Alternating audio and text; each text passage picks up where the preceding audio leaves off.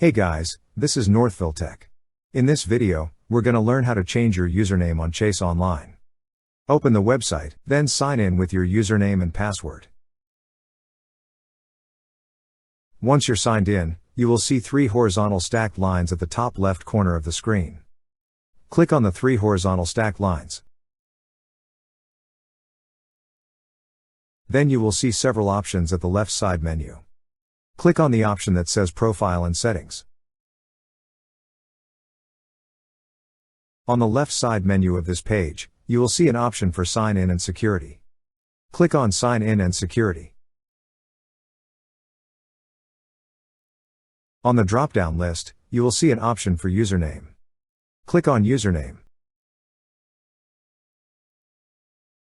On the field provided, you have to enter the new username you wish to use. After entering your new username, click on Save. That's how you change your username on Chase Online. Thank you so much guys for watching, and if you have not yet subscribed to our YouTube channel, please subscribe to our YouTube channel as we create tech videos related to financial apps almost every day. Also, check out our website northvilletech.com for great tech articles, and our recommended resources in the description below for various sign-up bonuses.